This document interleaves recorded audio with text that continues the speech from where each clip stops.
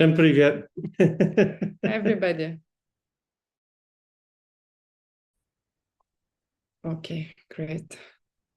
So, in Ukrainian, not every bird can reach the center, the middle of Dnieper. Mm, Like, You're going to have to explain that. by no, Ukrainians and Russians, they understand it.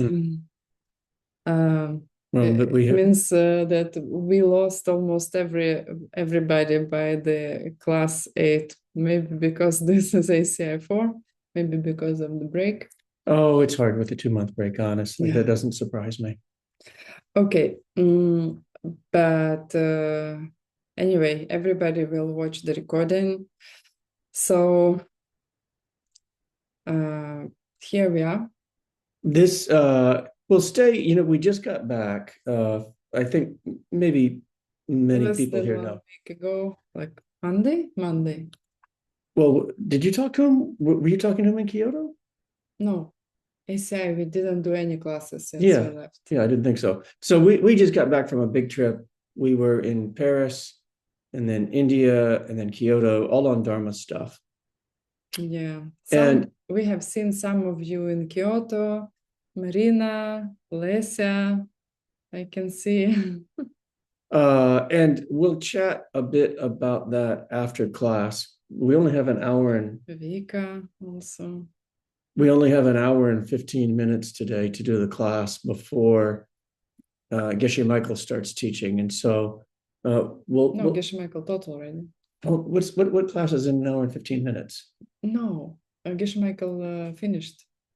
Oh, I thought you said we had an hour and 15 minutes to teach. No, because of translators. Because we do not want translators to get Oh, overwhelmed. okay. All right.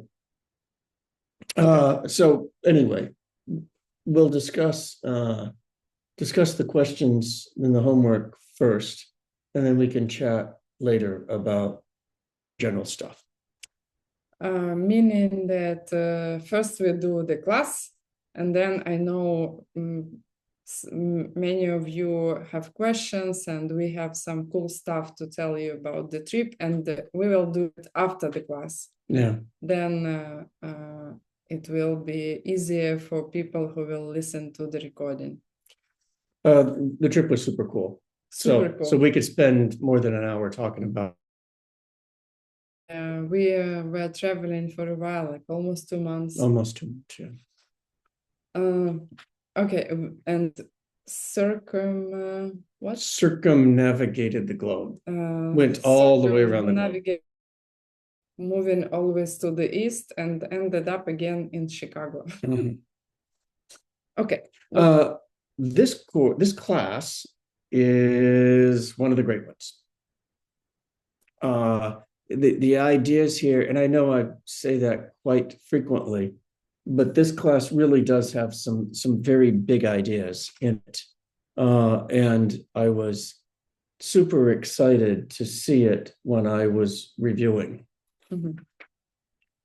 Okay, so let's start with the motivation. And if you study with us, everything you do start with motivation, because otherwise you just lose a lot of opportunity to make your life better quickly. Okay. So, and other people, by the way, because they're coming from you. So close your eyes. We will not do a formal prayer. We will do it in a form of, how to say, reflection, thinking, contemplation. Guided meditation. Contemplation, yeah. Sit up straight and just try to do it not really formal. Just sit quietly. Observe your several exhales, inhales.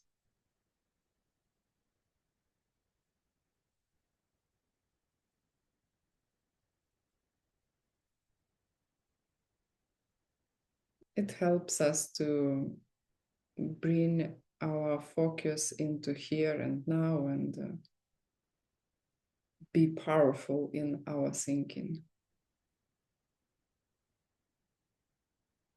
And start thinking about where you are now in your life.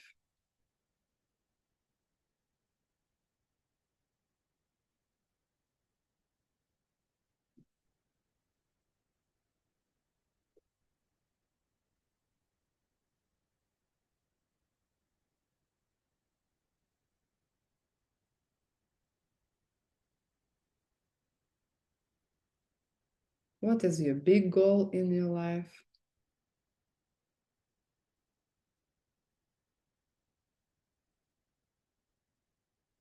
What is the closer goal that you are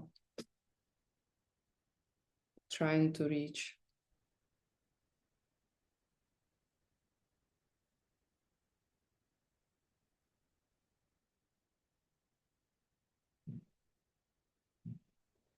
And think about these classes. What role do they play in you reaching your goals?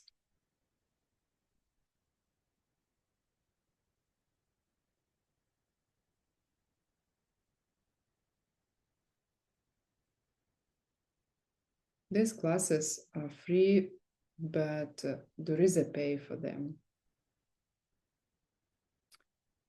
And this is your decision to use everything that you will hear and learn to change the world into a better place where nobody will have to suffer, even get sick, old, and die, where there will be no wars,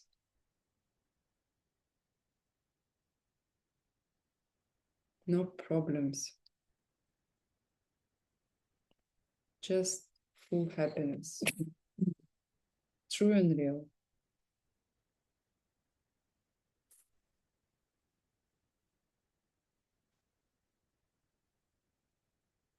And try to feel yourself in the world where there is no suffering.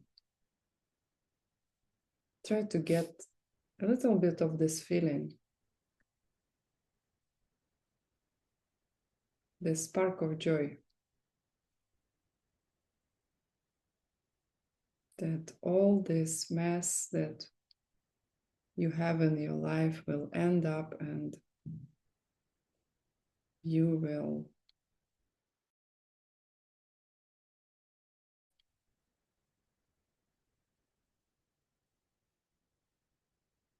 end because you can create it.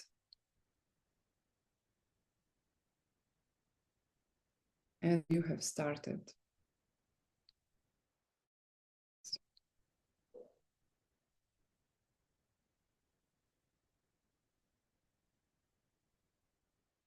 And this is the pay. Dedicate this future happy world to all the teachers that led you to this path.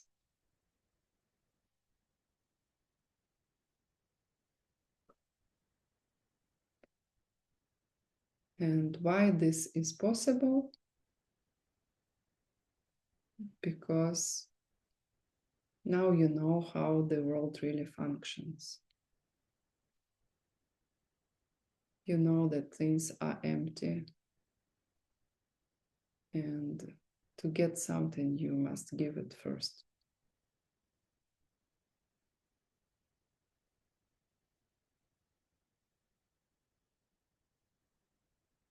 Go back to your breathing. Open your eyes. Ina and I do this quite frequently. We'll start with, like, what are we doing? Why are we here? And it always starts with, well, we want to be happy, right? And free from suffering. Mhm. Well, and then that means getting enlightened for the sake of every living being. And that means you have to have the direct perception of emptiness. And that means, among other things, you have to study the courses. Many things create karma for this, right? Yeah. There's a lot of other steps in there, so I'm just kind of jumping to the reason. Please slow down. There are many reasons. Like there are more steps than just what I mentioned, but it's why we're here, right? We're here to be free from suffering, to be wildly happy all the time, and to live in a world where everybody else is wildly happy. Uh, and to do that, you need to look at where your world is coming from and what does it mean to be alive and human. What does it mean to have a mind, which is the subject of the class today. And it's really, really a brilliant discussion. Okay, let's probably start. I will try to turn on my slides. And again, the concepts that we're going to talk about today are huge, really genuinely foundational, really important to look at, to understand where we're at, how we got here. And I think it's pretty interesting that if this is your first class, I mean, you have never heard the proofs that we will be talking about right now, you may not feel that this is really something convincing or important. This is what happened to me. Like, I remember hearing this class and thinking, really? This is the proof? It doesn't sound for me like it proves anything, and actually it does. But if I'm too far away from, I mean, if I do not have really seeds to hear it as something convincing, then it may not sound convincing for a while. And I had, is that the screen that they're seeing? No, okay. I'm trying to actually failing to demonstrate my screen. Okay. I had a different reaction when I first encountered these particular ideas. It seemed to make some sense to me. So we'll see. We'll get to start discussing it. Yeah, you can test your seeds, right? How advanced you are, if it will be something life-changing for you or not at all. Well, and you'll see some of these ideas will make sense, as we go through the 18 courses. Sometimes you'll encounter something that you can accept pretty quickly. Other times, if you're typical, you can sit on it for years or decades before it starts making sense. The thing that I've found is that I've never been able to disprove one of these. And quite often, after sitting with it, and usually even the difficult ones, somewhere 6 months, a year, 2 years, it'll start making more sense if it didn't make sense initially. So, what are we talking about? We are talking about proof of future lives, right? Past and future lives. Past and future lives, yeah. But actually, the course is just future lives. For some reason, Geshe Michael didn't mention past. I don't know why. Yeah, well, maybe because in the title, we're more concerned with the idea of what's going to happen to me in the future. But it's really going to be the same principle. Like if you've had a future life, it's going to mean that you had a past life also, from the perspective that we're going to be looking at it today. Yeah. Or if you are like me, we're more concerned, you are more concerned with your past lives than with future lives, then it's also okay. It's also good. Okay. Can I just start from here? Yeah. May not be very. Okay. I just try to share. Do you want me to go ahead and read it while you're trying to share? Yeah. Okay. You can start reading because for some reason I don't have my usual. It says share at the bottom. Yeah, I know.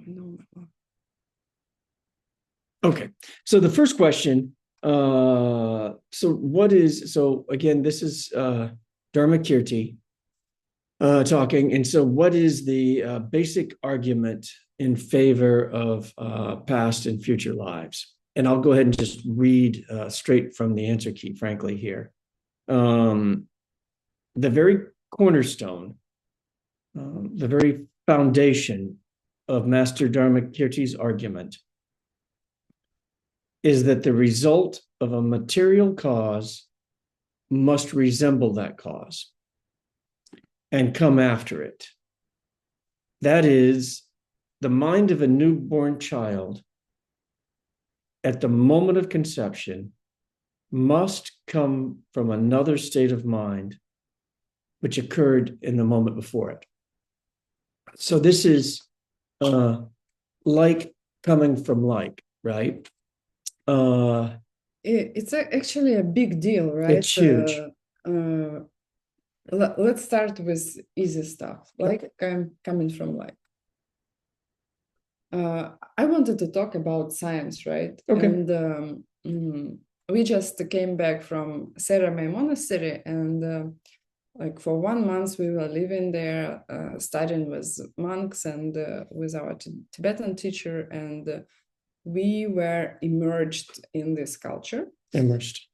Immersed in this culture, and this culture believes, like everybody, they believe in past and future lives. They do not even question it. Everybody knows what karma means, like not that much about emptiness, but it is pretty clear. I mean, Tibetans, right? Monks, they understand the concept of emptiness, obviously. But lay people, they may not really have a good grasp of emptiness side, but they all understand karma and consequences. And all their culture, traditions, habits, they are built on applied ethics, right? Generosity. Like Tibetans, they're crazy about generosity. You will feel uncomfortable how generous they are. Like our friends, they ended up staying in the house of our teacher, and he gave away his own bedroom and his meditation room. And he and his girlfriend were sleeping in the living room, like everybody is going through, crossing this room to get somewhere else. And they did not want to hear anything. I mean, no, of course you stay in our bedroom. I mean, what do you mean? No, it is not even a discussion. When they celebrate something, like they bring, I was thinking that it is very much like Ukrainian culture also, like maybe guys, it will not be for some of you that weird, but for Westerners, it is weird. Like if you go to see somebody, you bring lots of food there, like during Losar, New Year, they go to see somebody, they bring your food. Then when you leave, they give you more than you brought because then you go to somebody else, so you constant food exchange. It's very much like the Ukrainians. At a certain point, you think they're trying to kill you by overfeeding you. Yeah. I mean, they won't take no for an answer. Yeah. So it was actually pretty fun to be around Tibetans. And so why I'm talking about culture, because it has a deep influence and we do not really question it. And at the time of Master, not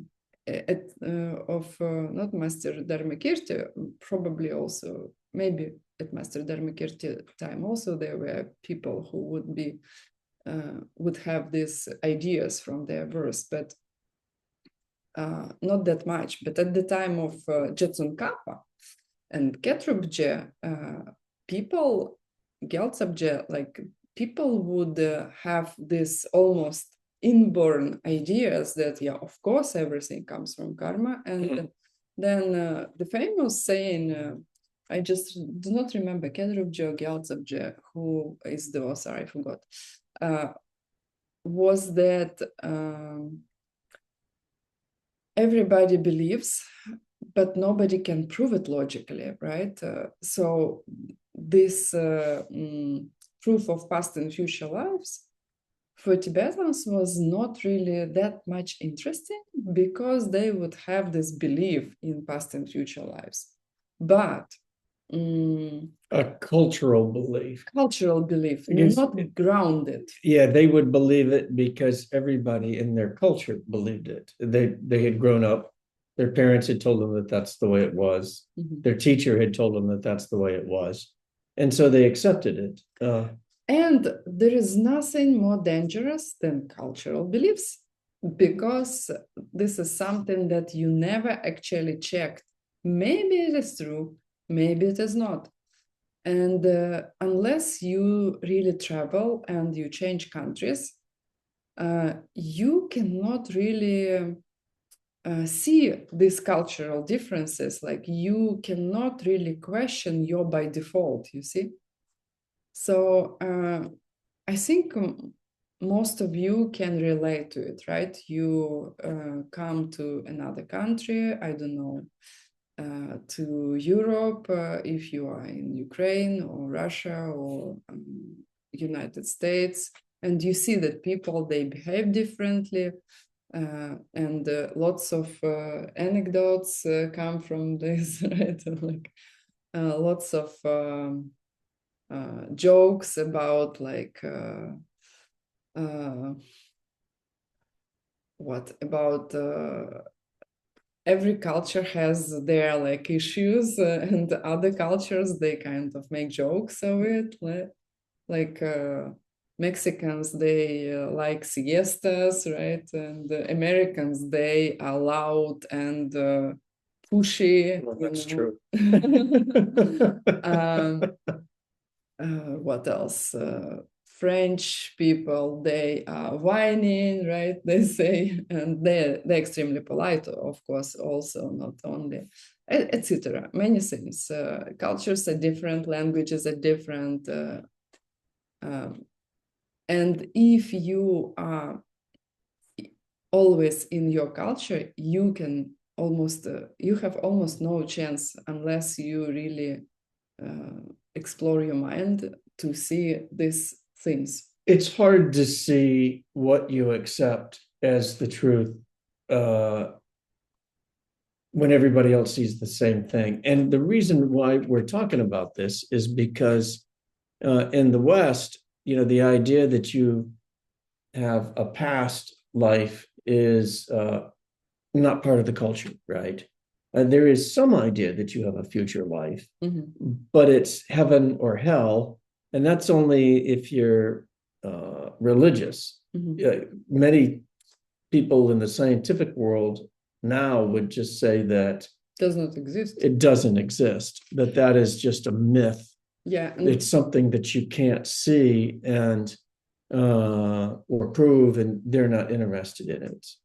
Yeah, and this is where I'm going to, right? Because for me, when Geshe Michael was talking about these ideas, was like out of a sudden, I realized that in my culture, it is very difficult to find a person who believes in past and future lives, but there are other cultures where it is just the vice versa. It is difficult to find a person who would say, yeah, okay, everything came from nothing. And before my birth, there was just blackness and nothingness, and I arised from nothing. And this is actually, it sounds strange, but this is what I was told by my parents when I remember when I first asked them, like, what was before I was born? And they said nothing. It was just, you are very lucky because there are many, many cells in mom's and dad's organism, and kind of I had the feeling I won a lottery, like out of millions and billions, and it was actually me. But it did not make any sense that everything, like I have my mind, my body, my feelings, all my life, right? What we call life. And really it was nothing, and then everything out of sudden, where does it come from? And Geshe Michael says that when he was debating this exact topic at the monastery, they really asked him to take this position of Charvakas, of these guys in ancient India who believed that mind relies on the body, depends on the body, and comes from the body. Remember, like light comes from the lamp, wall is depends on the wall, and what was the third one? I don't remember off the top of my head. I was not thinking about that. Yeah, rely. Like a quality in it, like liquor. It has the ability to make you drunk. Exactly, liquor. So actually, they were ancient materialists, right? They were out of all the philosophical schools of India, they were the closest to modern scientists, because they would say like that we believe in the phenomena that we can observe. Like if somebody died, there is no contact anymore. The body does not talk, does not move. It means that's it, mind gone. And they were seriously defending this argument. And remember where we are. We try to prove that a person can reach enlightenment, actually. And they said, yeah, okay, we're fine, Master Dharmakirti. I actually liked how our teacher of debates, we were studying Master Chandrakirti's book, and he would call him Dr. Chandrakirti. So Dr. Dharmakirti, he was saying that a normal human being can reach enlightenment. And Charvaka said, you know what? We accept. A normal human being can reach enlightenment. But, I mean, do you realize how long it will take to make out of this dirty hips, out of this dirty body and mind, an enlightened being, like billions of years? And unfortunately, you don't have this time. Why? Because your body dies and your mind dies. You just do not have time to reach enlightenment. So that was the problem why Master Dharmakirti had to go to this new concept for Charvakas, for materialists, and say that probably you agree that everything has a material cause, right? Something that turns into something else, right? It flips into it, like it stops, like there was something, then it flipped over. How you call it? Flip over? You could say that. Flipped over into something else. Okay. So they're saying that mind is coming from a previous moment of mind, as opposed to the idea that it's coming from physical elements that combine, right? The sperm and an egg made out of physical elements come together. And when that happens, then a consciousness comes out. And so in this school of thought, we're going to say that that's not the moment when, that's not the moment that's creating mind, that mind came from a previous moment of mind. Yeah. And how we come to this actually, as you can see on the slide, right? Dr. Dharmakirti, he he considers three things: mind of a newborn child at the moment of conception, or whatever moment you think that is the first moment for the consciousness to start. He considers breathing and function and sensory functions, right? Sensory powers. So like this life and mind of a child, where does it come from? And he says, there is a material cause, something that turns into this. Everything has a cause. You agree, Charvakas? Yeah, we agree. Okay. Thank you. We agree that everything has the cause. Okay, then what is the cause of the mind? And he says that there is another state of mind. So let's talk about it some more. So again, the idea is that that the mind is fundamentally different than physical elements, right? That you're not going to be able to take something that's inanimate, like carbon atoms and oxygen atoms and hydrogen atoms. We're going to say that those aren't sentient, right? That the physical elements don't have awareness of themselves. And, in the Western worldview, what's happening is that you're taking these different atoms, right? And the atoms form molecules. Mm-hmm. And then the molecules get formed in a larger group.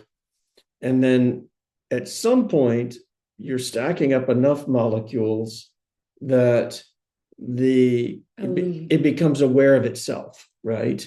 Yes. like you're putting these pieces together, boom, boom. First, living tissue, right? I mean, well, and then members aware of themselves. I don't know. Yeah, the Buddhists are going to say that there is a mind in a single-celled animal, but even then, with awareness, you're still stacking atoms together, and then at some point, the atoms become self-aware. And there's a lot of contortions that they go through to explain how that happens, none of which really makes sense. Mm-hmm. And we've talked about this before. It's called, the idea of consciousness. It's called the big problem, right? That they don't really have an explanation for it, and they don't look at it very much. By they, Bill means science. Yeah. And so the Buddhists are going to say that that you're looking at the wrong place, that it's not coming from physical matter. Consciousness is not a product of physical matter, that physical matter doesn't have the quality of awareness. The mind has the quality of awareness, and that they're two separate things entirely. Yeah, I think this is, really think about it, right?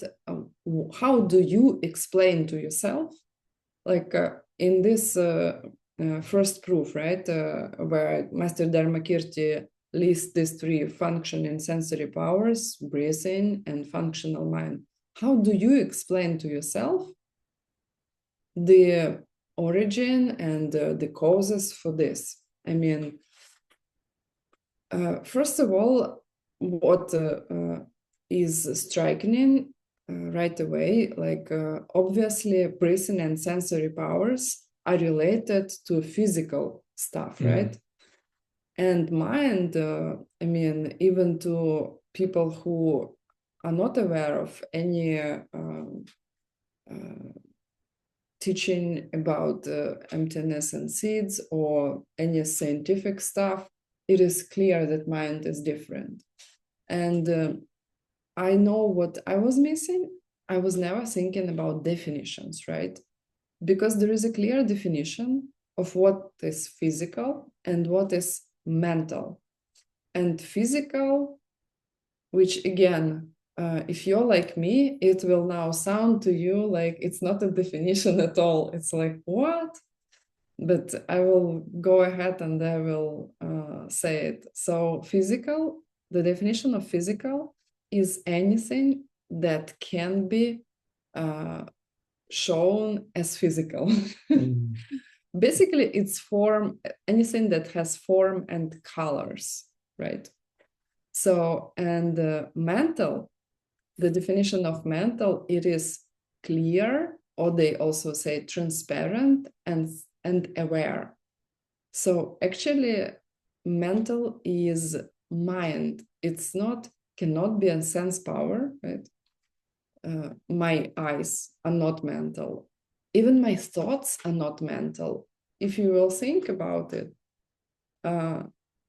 it's a tricky point. Took me several years to understand why thoughts are not mental. But basically, the idea is thoughts are not aware. You are aware of your thoughts. Your consciousness or your mind is aware, right? That your thoughts are, and this is a little bit beyond this class, but even your thoughts are the product of a prior action. Yeah. Your thoughts are the product of a mental seed that was planted by a prior action. And so they're not mind itself. Even mind itself is a product of a seed. I don't know about that. I don't think that the mind is not a product of a seed, because then if you ran out of the seeds for mind, you would stop the mind, and that's not the case. The mind never stops. You can't stop the mind. We do not run out of the seeds, fortunately. And we're not saying, and I think if I was sitting at the audience, I would say, well, that obviously that doesn't make sense, right? There's physical matter, it's an eye, right? And then like my eye sees things. And so we're going to say that the eye doesn't see things. The mind sees things through the eye. And it's similar to the question, the brain is not producing consciousness. Your consciousness produces the brain. That what's actually happening is that you have mind at the foundation of it, and then physical matter is covering it like ice on a tree, right? Mm-hmm. And so the physical matter is taking form around the mind, but the mind is the basis for it underneath. And of course, right, if you change the physical matter, you're going to change what the mind is perceiving, but the mind itself has not changed, right? It's what the mind is perceiving that's changing. That's a little complex, but anyway.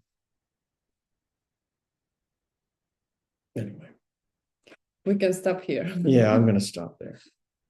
Okay, so let's go back to our proof, right? So we are proving, or Master Dharmakirti, he says that, okay, let's consider these three: functioning sense powers, Wanpo, breathing, Ukjunnu, and functioning mind, law. Where does these three come from, and what is the material cause? And then he reviews possibilities. And he starts, strange enough, with 4 building blocks or 4 elements of physical matter. And he says, okay, maybe all of that starts from physical. And in ancient times, and if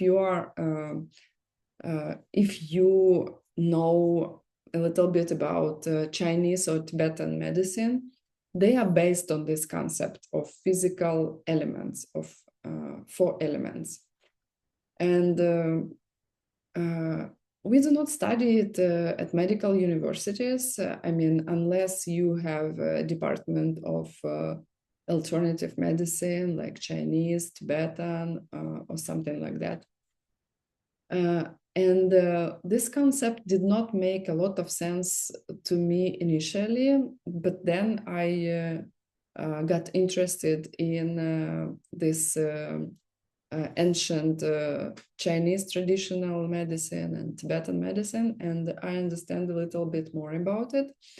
So these 4 elements, it's not that Master Dharmakirti was superstitious, or uneducated, and he was thinking that water, fire, like what earth and air, they create everything. What it means by these building blocks or building elements of physical matter is that any object that you can imagine or you can see has kind of combination of qualities of these 4, like has some solidity and hardness, which is a quality of the earth element, Sa in Tibetan, has some quality related to water, which is flowing and wet, Chu in Tibetan, some characteristic related to the quality of fire, which is being warm or heat, burning, and then Tibetan is me. And some quality of being light and moving, lum, quality of air. And they say that anything you can imagine has some combination of these 4. So he says, okay, maybe these 4 qualities, earth, water, fire, air, create the mind, I mean, body and mind, right? And I think the word element, when they're using it like this, it would be easy to think that this was an ignorant view of the periodic table of Ancient elements. people. Right, yeah, it's like, they didn't know about hydrogen and helium and oxygen and carbon, and so they came up with these 4 things instead of how many particles are there now? 100 something. Yeah. What 150 or something. Yeah, 60. Are there that many? I thought it was like, are there that many? I thought, wasn't it like 114 before? Yeah, it was, but it was before I was at school. Oh boy. When I was at school, it was around 100. And so they're not talking about element like that. It's not an ignorant, uneducated view. It really, instead of the word element, you could use the word quality. And so it's just a way of dividing physical things in our universe. Not dividing, but describing, right? Describing. Yeah, right. Dividing would be the right word, because everything has some quality or some portion of these 4 elements. It has some level of equality. So, like, for example, like the wall behind me, it has earth element. It's not moving, it's hard. And then this scrunchie here, right? It has less earth element because it's more flexible. It moves more readily. And so instead of calling things solids, liquids, gases, they're saying that it has the element of earth, water, fire, and air. So it's actually quite sophisticated.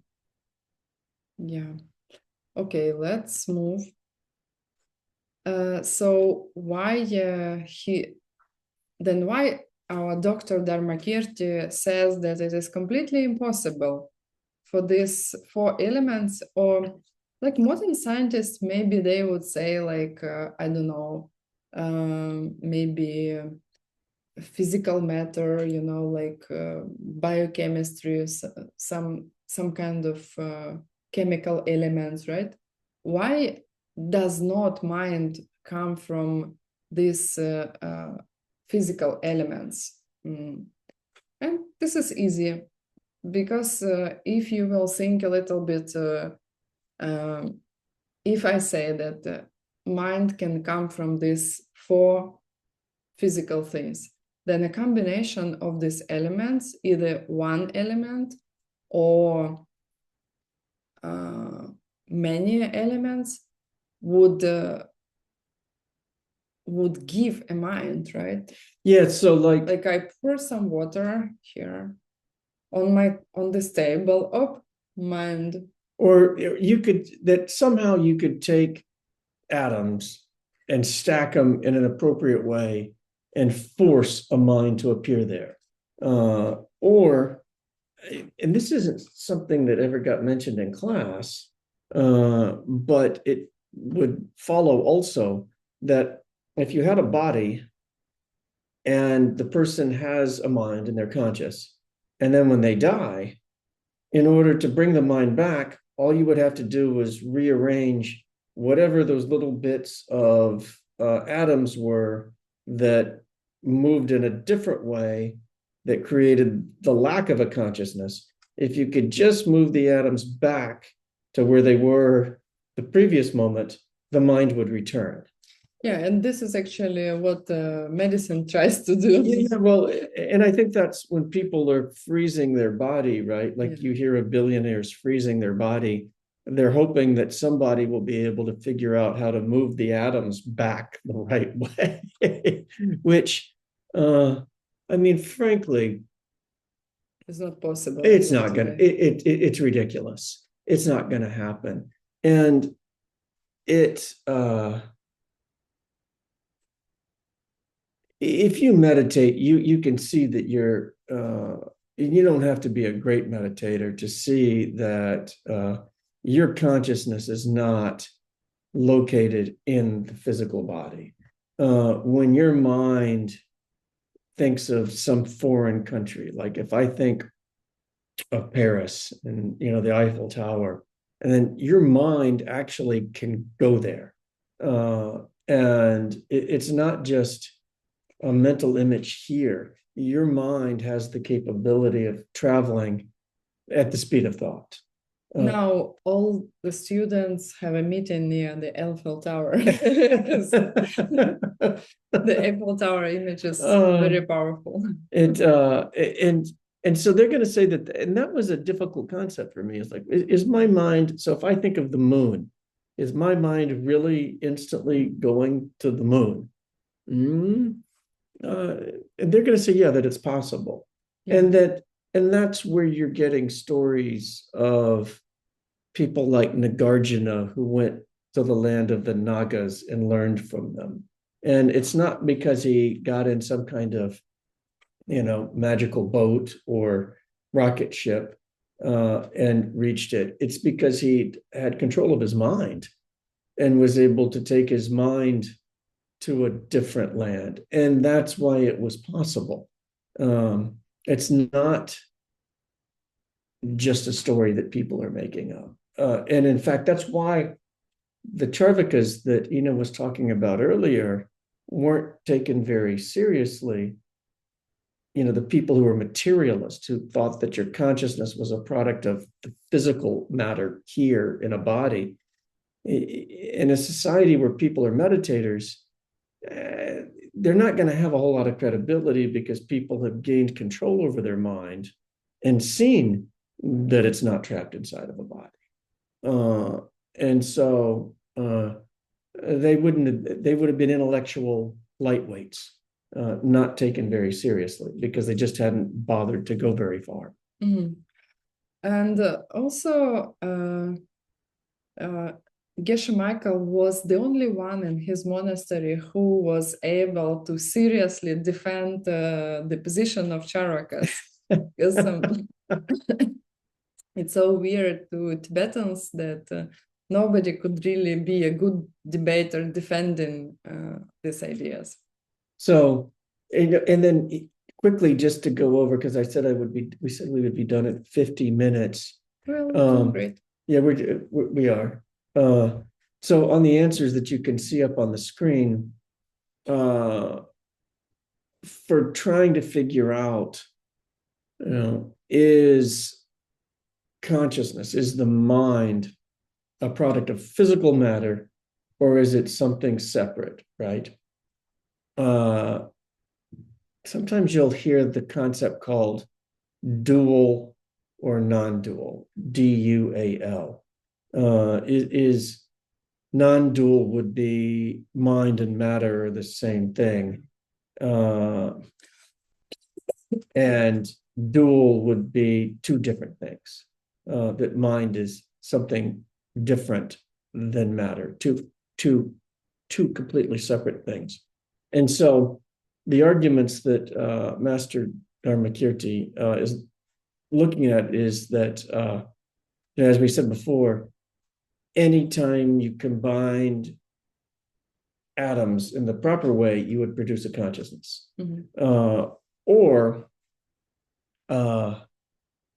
And then another way of looking at that same thing is that they're going to say mind is aware, mm-hmm. and rocks and things aren't. Like you're not going to take, the equivalent of rocks and start stacking them together and then have something that becomes self-aware, right? Mm-hmm. That the atoms have a different set of characteristics than mind. Mm-hmm. And that those characteristics aren't going to change as you stack them into something bigger. Mm-hmm. And then the third argument is going to be that everything comes from something similar, right? That material cause, the prior material cause. And that one is the one that was really, all three of these are really powerful ideas, but the idea that everything comes from something similar. And so mind is going to come from a previous moment of mind, and not rocks. Yeah. or something more sophisticated than rocks. So I want to add two things. First, we have this word mind in English, and unfortunately in different languages this word has different connotations. In Tibetan there are so many words to describe to say what in English is translated by only one, mind. So I think let me describe what we mean here. We do not mean just intellectual capacity. It's not only cognitive mind, right? What we mean here is something that you lose when you lose your consciousness, right? When you faint, or gross mind. You will be aware at very subtle level, but mostly you lose it, right? So it is actually awareness. And this is what I said is mental, right? And another thing is that remember what is Nyerlinkigyu material cause, right? Here is the third reason why Master Dharmakirti, Dr. Dharmakirti, disagreed with Charakas. He says that it should come from something earlier. It is about material cause. And material cause is something that was present earlier, stopped existing during the result, completely became this result, right? And is similar, like clay and a pot, right? Or like an acorn and acorn and the oak tree. Yeah, acorn, oak tree, or like the first cell of my body, or the embryo and the body, right? Something similar that completely, when I'm adult, I'm not an embryo anymore, right? So it kind of transformed into something else. Okay. And this, and why is this discussion important? Back to how are we going to be happier talking about this? And it's because your mind is the same ultimately as the mind of a Buddha. Your mind is the same as the mind of a being who is enlightened. Your mind is the same as a being who is completely free from suffering. And if your mind was the product of the physical matter here, I mean, can I say you're screwed? You're in trouble, right? There's nothing you can do about it. Big problem. You're just going to be human until you're not human anymore, right? And then it's over with. But if mind is something different, if that's the truth, then your mind has the same capacity as the mind of a Buddha, if the nature of the mind is the same. And we're saying that's true, right? That you share the same emptiness. Your mind has the same quality that a Buddha's mind does, and you can change it because things are empty. And that if you change your mind, you can become a Buddha, right? And that every living being has that capacity, which is pretty dramatic, right? Because if your consciousness was just going to stop when this body stopped, you're probably going to live a different life than what you would live if you thought you could actually achieve in life, right? Yeah. So more stuff is coming at the next class, also one of my favorite ones. We will do it in 1 week. And I think now we can talk about our trip. Yeah. The last thing I want to say, they've got it right. If this seems strange to you, don't give it up. Keep going. You can prove it to yourself. And you're not far away from being able to, have direct knowledge that your mind is different than the physical matter around you. If things are empty, you can see yourself as a totally different being, and you can perceive your mind as omniscient. Mm-hmm. So that's the end of the class. Yeah. Now we can chat if you want to chat. Are there any questions? There was one question I answered already about cognitive mind or awareness. So we probably should just go ahead. You can ask questions, and meanwhile we are a little bit, as you can see, we're still jet-lagged. It feels every time that you go to Japan that you are literally going into a different reality. I don't know if girls that were there feel the same. Well, if quickly on Japan, what a nice talk about culture, right? And the difference that culture makes. If this was our second time to Japan, and so we were ready for it, but it's so clean, so quiet. People are so polite, and that's with their cultural values. It's just really pleasant to be in Japan. Love the country. Really admire a lot of things about them. But like more specifically for the Dharma, I think, or for our purposes here, I think one of the interesting things about the time we spent in India, we were there, we actually got to stay at the guest house at the monastery and had dinner most nights at the house where Geshe Michael would have stayed when he was a student there. And then we took debate classes with one of the advanced monks, one of the smarter monks there, or better students.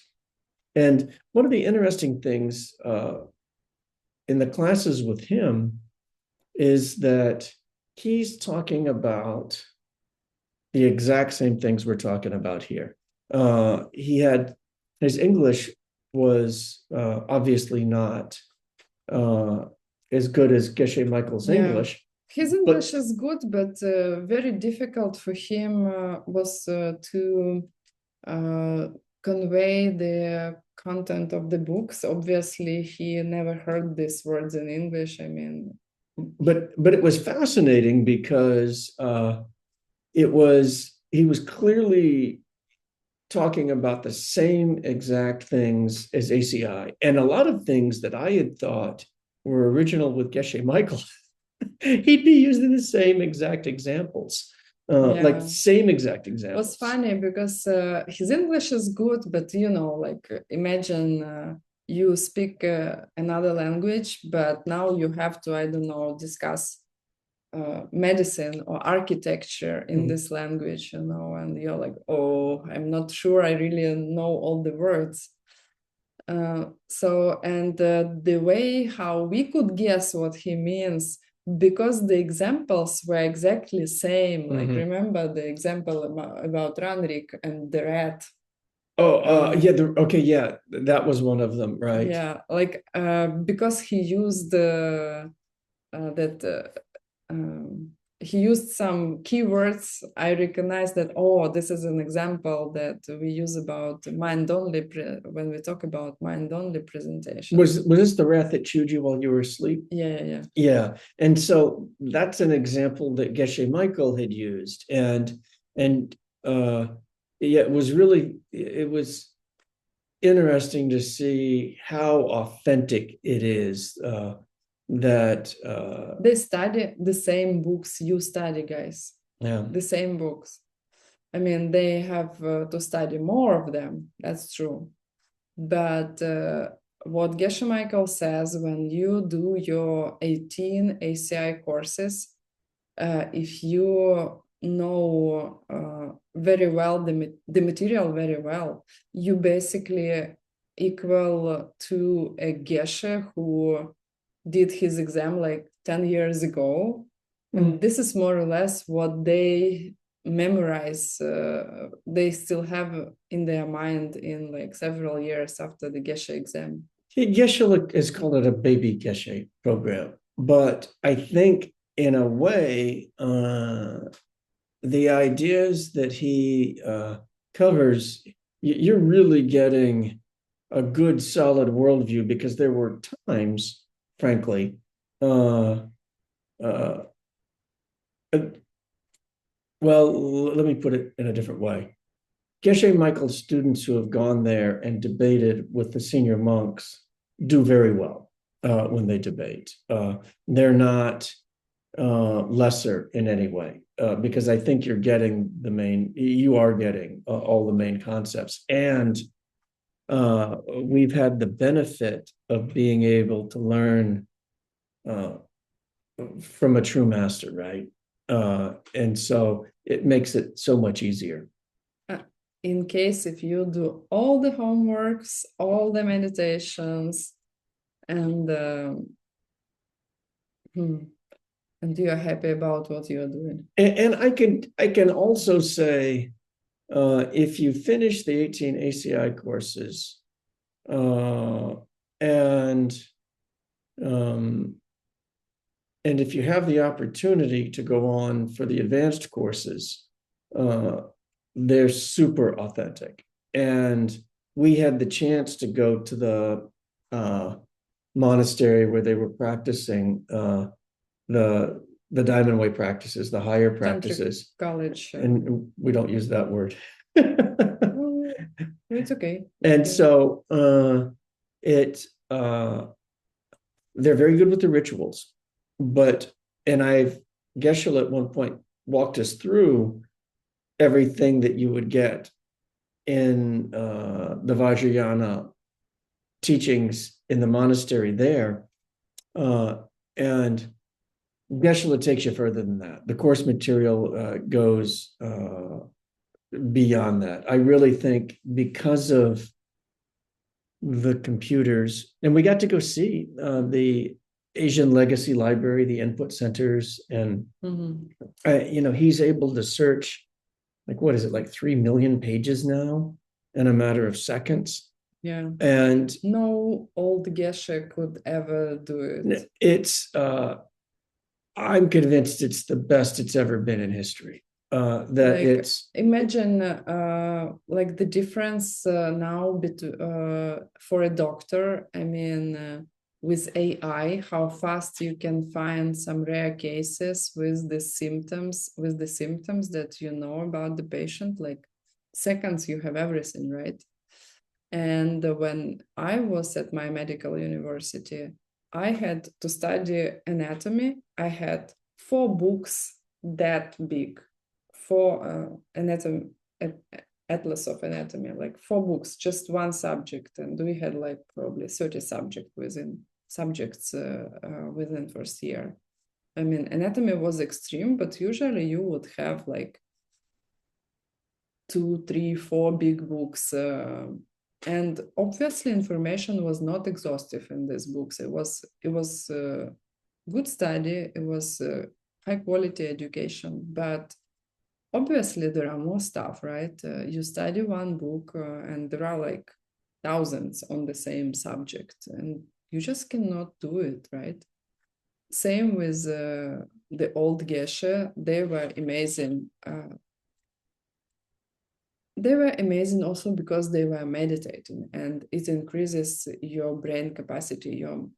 It's incorrect to say brain capacity, right? Yeah. Mind capacity. Totally different level when you meditate regularly. So we can be proud of our seeds, right? That it looks like we have better access now to these sources than before. Not only that, I brought like 25 or something books in Tibetan. Sarah May, they started to publish very nice books in Tibetan. They look like, next time I will. I'll go grab one. Yeah, I have in this box. Like they look like Western books, not this format. They print like Western books. It's actually a very happy new how to say. I was very happy to see it because Geshe Michael still, if you listen to his classes, he was still in 90s talking that they would have one book for like 20, 30 students. Yeah, so now it's like it's all in Tibetan. Yeah. And she was so excited. Library of Sereme Monastery. So you can buy it there, you can read it before going to bed. It will put you to sleep very fast.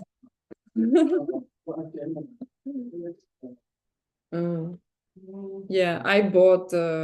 You want to show the big book? You will guess which one it is. Okay, the big book, the biggest. Guess what it is? Yeah, that's it. Don't say what is this. Yeah. Guess which one is this one?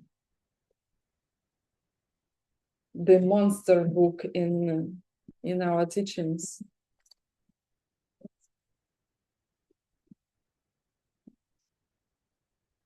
Unfortunately, no drawings, no pictures. Wheel of Life. No, not Wheel of Life. This is Abhidharma Kosha. And in Tibetan, it's usually half a size in English. So you can imagine So it was very exciting to see the actual real books. Like one of the things, I mean, I'll go ahead and say this. Vajrayogini is the main practice in the Diamond Way practices in the advanced courses. And the Vajrayogini sadhana, the practice that you get, it's one chapter in the Chakra Samvara Vajrayana practice. And you hear this, right? But you don't have the book itself. And then there, we got the actual book. It was like, oh, really? No kidding. Like you have it here. And so Yeah, well, like in a treasure house, like especially he had to kick me out of the library. yeah, yeah. I would sleep there. Because honestly, it's going to take us a little bit of time to be able to read this. We can't. We can read it. We can read it. We don't understand it. Yeah. We still have. I mean, And so she's filling up our shelves with these books, like any one of which, I mean, it's probably a 5-year project for a trained translator to translate that. yeah, it's true. But also, like, okay, big insights, right? One of the biggest insights was also that we can really study Tibetan to the point we will be able to read. We just need a little bit more time. For Bill, he started from the scratch.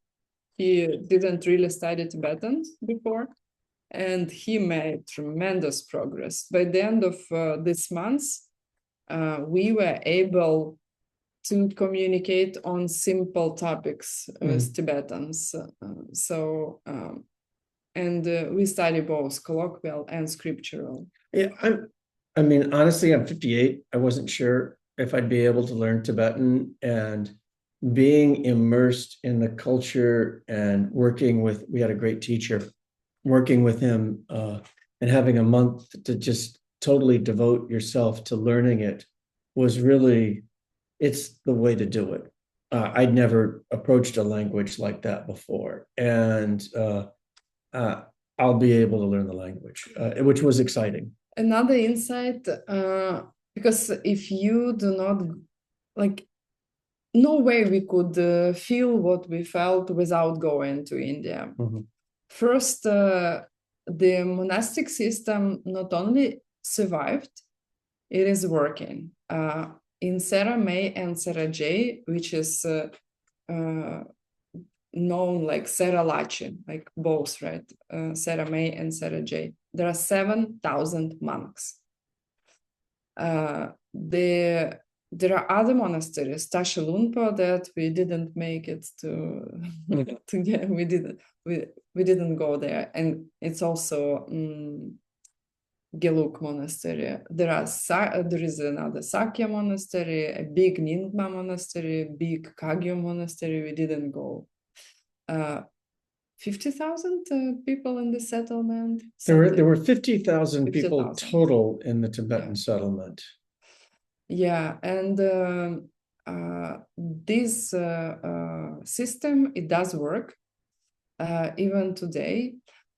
They try to make adjustments because obviously, like, time changes. For example, they hired women as teachers to the school to stop monks from being like, how to say, shocked when they see a lady, right? I mean, they do see, because there are Tibetan ladies in the settlement, but not many. Not many, yeah. Sometimes I was the only one woman in the streets of this Lama camp. They have camp system, like camp 1, camp 2, camp 3, camp 4. We were at Lama camp, no number. And this is where Sarah May is. And sometimes I was the only woman. And even, I mean, forget about Tibetan settlement. It is quite uncomfortable to go where there are a lot of Indians, because they ask you to take pictures with them. They didn't see a white woman maybe ever. blonde, that's too bad. Then once they had to rescue me because the crowd was getting bigger and bigger, and I was like, oh my God, Yeah. it's kind of uncomfortable. They That was try to touch you because they have never seen white skin, like it's all. that was on the Indian side. Yeah. On the Tibetan side, in the Tibetan settlement, they were They were like in any other country. We're not surprised with yeah. Europeans. My impression, honestly, of the monastery is that Tibet, the Chinese came into Tibet in 1959. And so now it's been, what is that? Yeah, Like it's lost completely, right? it's lost. So it's 65 years ago. And there aren't really a flow of refugees coming from Tibet into India and into the monasteries the way they were. And so they don't have the same supply of young men to become monks that they did in the past. And honestly, I think the future of Buddhism is going to be with you guys, with us, right? I don't think the future of Buddhism is in the monasteries. They've preserved the traditions. The temples were really quite grand. I was impressed. Impressive. Every single one of them. Like, you think that there will be one big temple? Every single monastery has a grandiose temple. I mean, stunning. You would be shocked if you would see like big statues, really big. There have been a lot of donations from outside of the monastic community where people have, like the main temple at Sarah was built by Taiwanese donors, mainly, and Vietnamese, I think. But really, really quite elaborate. And the dormitory rooms that they had for the monks were also like quite well built. And the monks themselves had literally nothing. They didn't have $10 to their name. The only according to their vows. Yeah. But the actual physical structures there were, I was surprised at how built up they were. But still, those were built, mostly you'd see the plaques, and they were built like 20 years ago. And every once in a while, you'd see a plaque that said, well, thank you to the donor, because now 700 monks have water. And you can tell when they were first put there in the jungle that it must have been pretty rough. Yeah. And also another question was about our place there, right? And Geshe Michael. So, and the house, Gilleran house, they know Geshe Michael. Geshe Michael is a kind of, how to say, hero, superhero for them, because you guys came even after me, right? And I came in 2014. I just had echo from what was done for the monastery, but in 90s and in 2000s, Geshe Michael was the one who helped with the water system. Geshe Michael was the one who built several buildings there. There was debate background. The school that the younger children go to was built by Geshe Michael, a large schoolhouse. And so it's interesting. It's a big building. I mean, not by Geshe Michael himself, right? But well, they said that Geshe Michael built it. So I don't think I imagine what he did was he was the main fundraiser, because it had to be even in India prices, it had to be more than $1 million to build a building. Yeah, and there are plaques, how you call it? Plaques on the buildings, and you can see that built or funded by Khensur Lapsan Tarchin, Kenrin Pachel, Geshe Lapsan Tarchin, right? Lobsan Chunzin, Geshe Michael Roach, etc. And was funny because this debate background and the school were completely fundraised. Geshe Michael and Kenrin Pache, they were fundraising. And I was talking to Venerable Jigme, and she said that she was responsible for fundraising. She actually was doing it, and her name I found in the sixth line, somewhere in the middle. The other thing I'd say, and then we should probably let the translators go. I personally found it hard to be in India. There's people are very poor. It's India. Water goes out, electricity goes out every day. Wi-Fi every day. in and out. The streets, they let the farm animals wander through the streets, and so the streets are covered with their manure. And oh my gosh, the traffic through the Indian towns was insane. Because you have everybody in the street and meaning moving fast. So it's like cars, a little buses, a little 2-lane road, and the main form of transportation is a moped. But that doesn't mean that there aren't pedestrians and farm animals, and cars and buses, all dogs all using the streets. It was insane. I mean, you'd be driving down a one-way road and see a car come the other, because I guess it was convenient for them. Do not expect that everybody will be moving in the same direction, in the same lane. And so it was.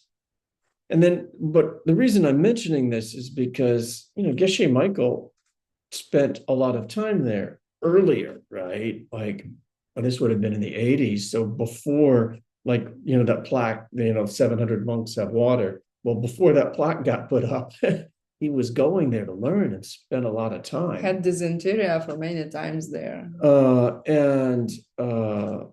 It must have been difficult for him to not just go, but to go and get a Geshe degree.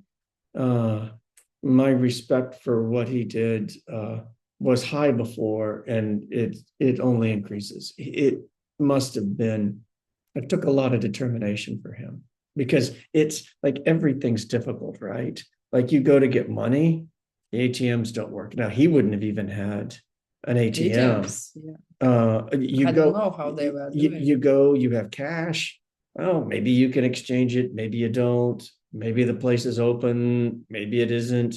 Maybe you have the IDs you need, maybe you don't. I mean, it was just it's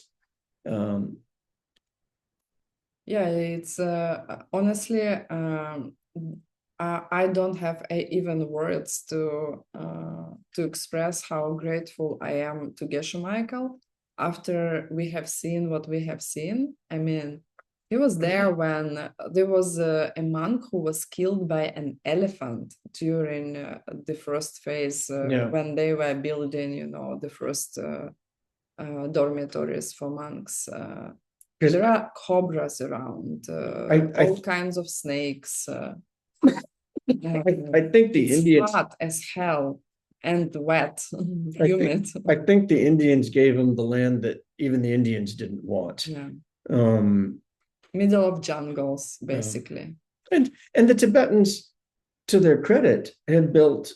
They took care of the land. The settlement where they were at was a little island of sanity and the craziness that was all around them. So we should probably let the translators go.